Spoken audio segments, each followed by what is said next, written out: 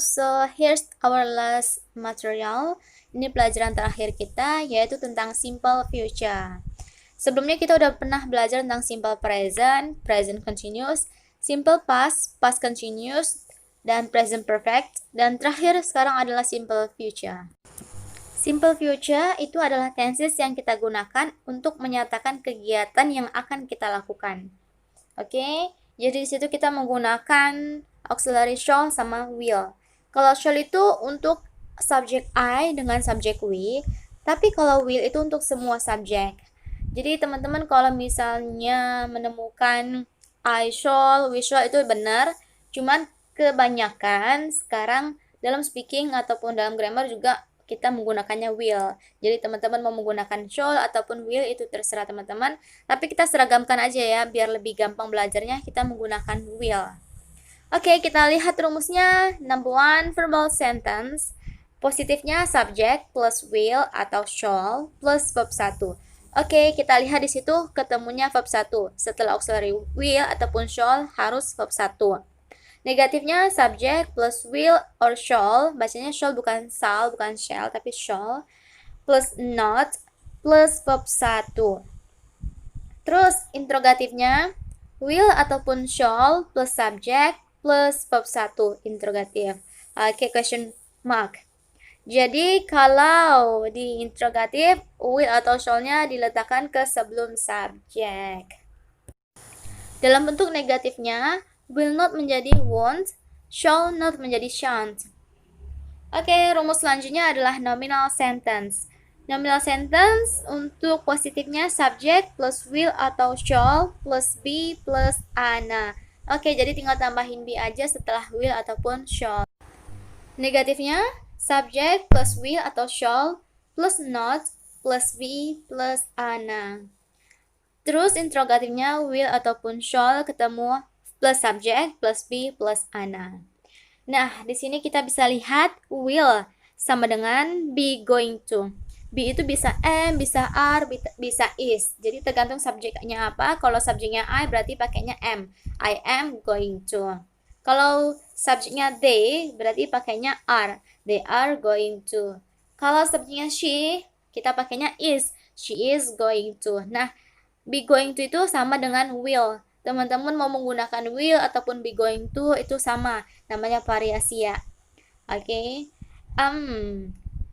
Terus kita bisa lihat di situ time signal.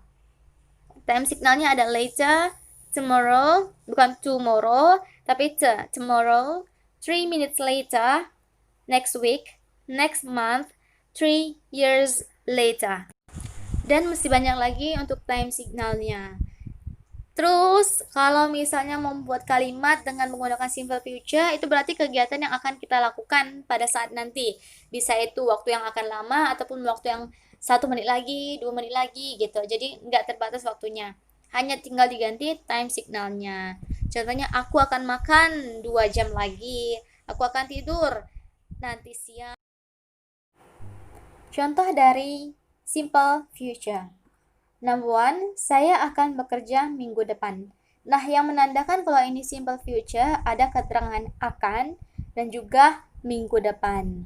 Yang pastinya itu yang akan kita lakukan di waktu yang akan datang. Oke, kita translate. Saya akan bekerja minggu depan. I will work next week. Oke, terus kalimat lainnya jika kita menggunakan be going to, be-nya diubah menjadi am karena subjeknya adalah I. I am going to work next week. Untuk bentuk negatifnya, saya tidak akan bekerja minggu depan. I will not work next week. Ataupun I am not going to work next week. Oke, jadi not-nya tuh diletakkan setelah am-nya. Interrogatifnya, will I work next week? Akankah saya bekerja minggu depan? Ataupun kalimat lainnya, am I? Jadi yang diubah, am-nya aja yang dipindahin. Nggak perlu semuanya, nggak perlu I'm going to. Am-nya aja dipindahkan ke sebelum subjek. Am I going to work next week? Oke, selanjutnya. Number 2, dia perempuan akan datang nanti. Oke, di situ yang menyatakan kalau itu simple future adalah ada kata akan dan juga nanti. Untuk bentuk positifnya, she will come later. She will come later. Bentuk lainnya, she is going to come later. Nah, be going to-nya berubah menjadi is going to karena subjeknya adalah she. Untuk negatifnya, dia perempuan tidak akan datang nanti.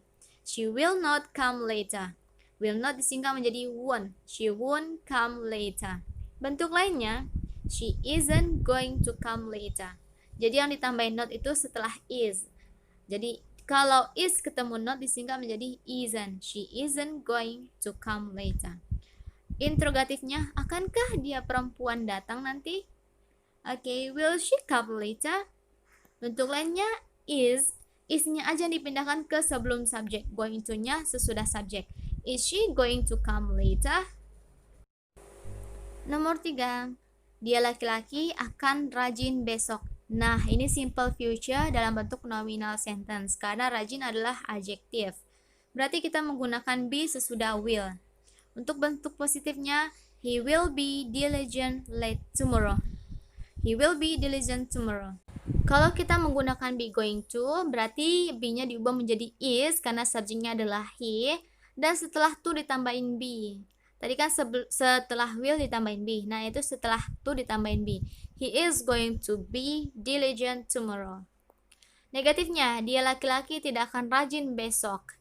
He will not be diligent tomorrow. Will not menjadi won't. He won't be diligent tomorrow.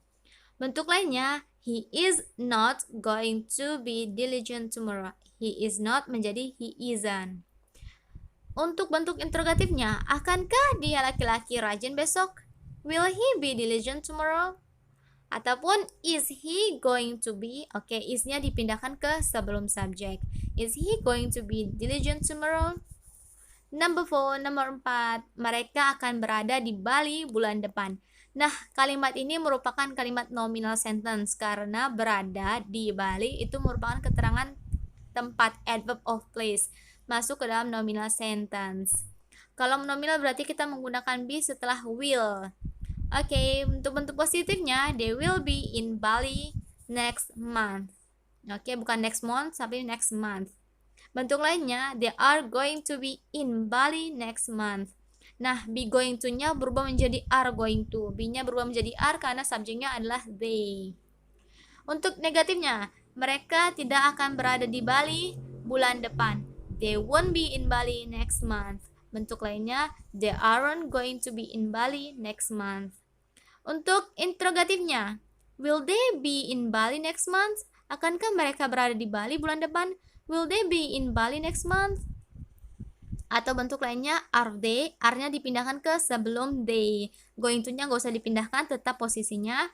Are they going to be in Bali next month?